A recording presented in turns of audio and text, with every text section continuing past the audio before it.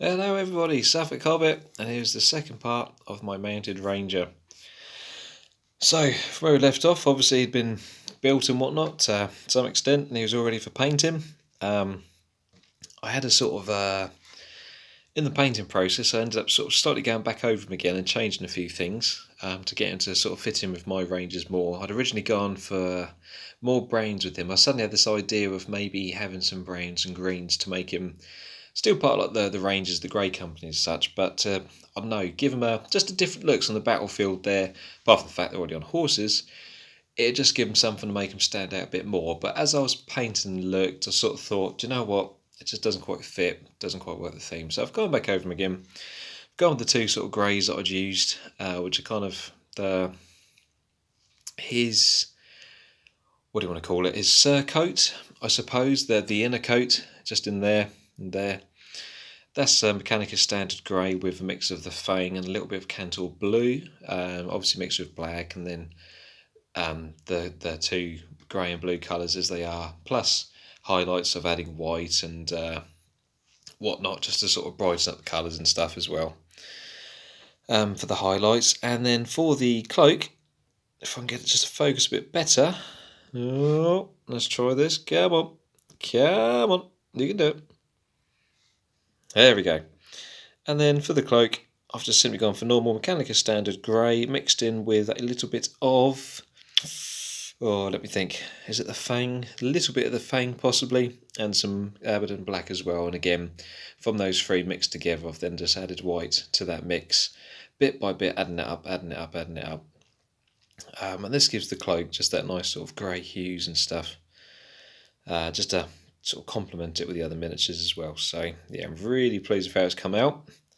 And here he is in all his glory. I had a little kept with the green, slightly you'll see on the horse, just there, sort of the cloth that sits under the saddle. I'm not sure what the technical term for that is, but that's in there. The leathers were a mixture of Rhinox hide, Mournfang brown, and Scrag brown as well, funnily enough. I've got some XV88 to sort of resemble like the string or the rope, whatever you want to call it, that sort of ties up the bows, the arrows, together in the bag, as well as there as well. XV88 for the bow itself, and for the spear, a simple dry brush of lead belcher for the spear, with no highlights. I want to keep all the metals looking quite dull with this, because they're rangers, they're out in the wilds and stuff. As much as they look after their equipment, it's not going to have the same shiny sheen as other armies and warriors would have in other parts of Middle-earth, I'd imagine. The saddle, you see the little saddle there at the back, that's more, not at the back, sorry, what am I saying? See more saddle, I can't even remember now, I only painted this one a few days ago. A little bit in there. That's the saddle part there then. That's the Mournfang. Where are we? Ooh, trying to look through this and finger. There's more. That's Mournfang brown as well. And then the horse itself is very simply layers of Scrag brown. Simple as that. Scrag brown with a bit of black for the base coat, watered down slightly, and then Scrag brown as it is, followed by two highlights of Scrag brown, just simply mixed with white. Or was it a Shabti bone? A Shabti bone, sorry. So it's given the horse a nice sort of, almost a bit of a pinkish sort of vibe to it, but it's kind of really smooth, really nice. I'm really pleased with it. I hope you guys like it as well. The leathers on the horse, that was simply dried bark. Very simple little highlights there. Again, lead belcher just on the front there for the horse's sort of headpiece. And also a simple dry brush of Mournfang brown, of Mechanicus Standard Grey, and a lighter grey colour, just to sort of bring out the final highlight, but otherwise it's black. And then the base itself is, as you can see, I've gone for a couple of different shades of static grass. You've got, I think it's like a spring type mix, and then an autumn type mix. So you've got two different sort of colours going on. I use some of my railway ballast, fine ballast, to add the stones in. It's normal sand for the rest of the base. Again, Mournfang brown, that's my go-to colour. But what I've tried to do is give the horse what looks like a bit of a pathway, like there's an old bit of muddy pathway down there. It almost makes it look like the rangers just sort of trotting along run along some worn-in path in what would otherwise be like grasslands and some stones and stuff. And of course, the obligatory flower, just to sort of brighten up a bit.